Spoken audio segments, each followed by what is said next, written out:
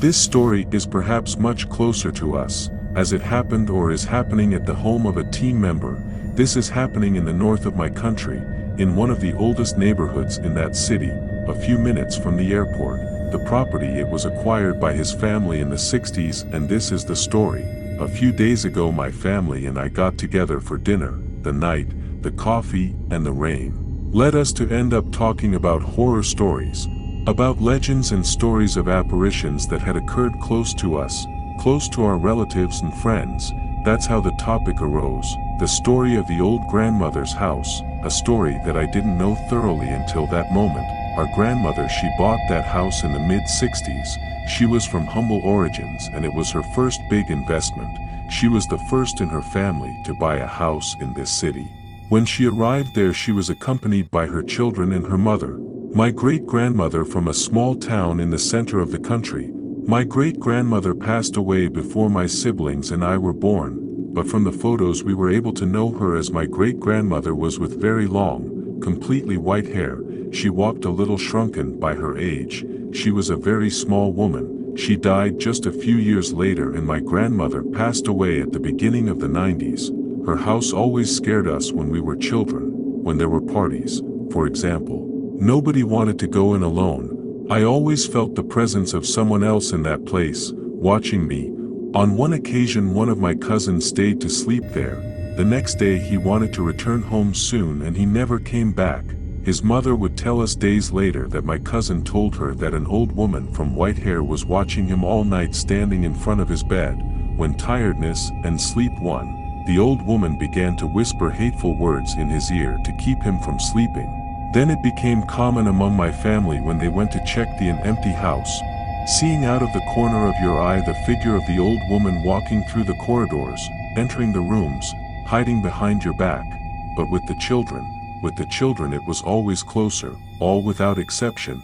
All the children who were born later after my grandmother's death, they had some contact with this lady.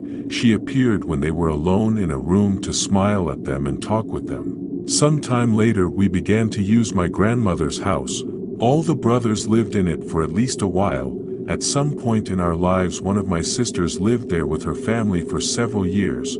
Her children, without knowing the story, began to ask to sleep with my sister and her husband, complaining about the old woman with long white hair that separated the entrance from her room. My sister tried to calm him down by telling them that her great-great-grandmother was our great-grandmother, that enigmatic woman we only knew from photographs. On one occasion my brother-in-law, arriving late from work, found a woman standing in the middle of the room with her back turned to him, looking out the window which overlooked the back garden.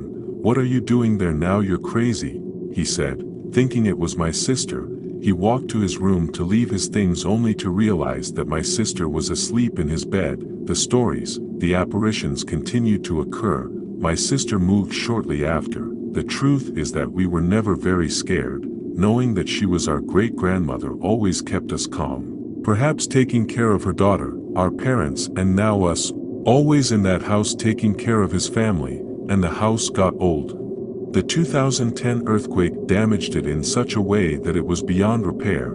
It was left uninhabited, and a childhood friend of mine who still lives in the back street and whose window is precisely at my grandmother's house, she told me that sometimes there is a woman in white at the window, in the back window. Jokingly I told her not to worry, that it was my great-grandmother taking care of our house. Days after the earthquake we started the construction work in that place, finally tearing down the house to build a new one. My mother has been going to supervise the work. On this last occasion when she arrived, one of the neighbors approached her, a man already quite old, first inhabitants of that neighborhood. "Don't tell me that the house is finally going to be torn down," said the neighbor. "Where is the lady going? I don't understand." I answer, "My mom." The man approached her and told her, "When we were children one of my friends lived here. He was the son of those who bought this house in the 40s. I think they didn't build it, but they told me it seems that they were the first to live there. An old woman appeared to my friend every night. Her parents did not believe her, until she disappeared. She watched us all sleep. They looked at her standing in the corridors. They left scared, very much. Some time later they sold the house. It was when your mother-in-law arrived, and since then your family has been there." I imagine that some of you have seen it in the years in which the house was empty.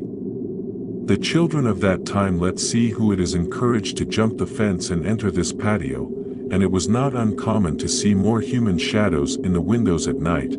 My mother looked at him confused, thinking about the stories that have existed in our family, in which we always believed that it was about from my great-grandmother.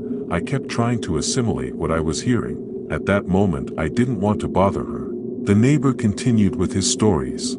I thought he wanted to know that it's true that they were going to throw it away. Maybe I was hoping to tell my friends. In those days, ma'am, this house was known by the children of the neighborhood as the House of the Witch. With this story he concluded that scene, thinking that soon we will build there, that perhaps this woman will leave with the rubble, or perhaps we will continue to see her in the corridors. First, let me explain some of the context. My girlfriend and I have just moved into a small but pretty house together. Our relationship has been perfect. We always laugh. We rarely argue. We still play silly games, typical things for a couple in this stage, in which the two of us go out to various places, sometimes quite late, and one of these days is that when one arrives at night, the other hides somewhere in the house with all the lights off except the one on the stairs in the entrance. After a particularly long day at work, I came home to one of the wildest, darkest storms I can remember. Everything was off except for that stair light. I was a bit surprised. I wanted to play, as my girlfriend had been sick for days. But in the morning she had told me that she was beginning to feel better, so I didn't think about it too much. I took off my boots at the entrance to let them dry, and I began to walk towards the tremendous darkness of the house. That night I first checked the living room and kitchen, our open rooms, and plenty of place to hide, but I did it anyway. When I was slowly checking behind the sofa in the corners, I heard a low volume laugh, nervous for someone's laugh. The laugh, I heard it, that I was coming from the hallway. There is the guest room. This laugh, this simple giggle in the storm sounded macabre. There is no other way to describe it. As I walked stealthily towards the guest room, the atmosphere suddenly became heavy. I felt like the hair on my neck bristled and the palms of my hands began to sweat. My breathing became heavy. Out of nowhere, the bathroom door just in front of the guest room opened quickly, and I heard the footsteps of someone running from the study, accompanied by a laugh mocking.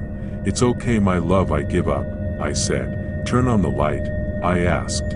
There was no answer. Thinking that I was continuing with the game and already a little upset, I went to the door of the study, and I told him, "That is enough. Seriously, for this terrible joke." No answer, just laughter again. When I wanted to take a step inside the room, I heard footsteps running from the guest room towards the front door, slamming open and shut. I felt confused. All I thought is, why, what the hell, my sick girlfriend would run out into the rain. I was walking towards the entrance when I heard behind me the door of our room open. I turned around to find my girlfriend, rubbing her eyes, obviously waking up, and telling me, "Who were you talking to, my love?"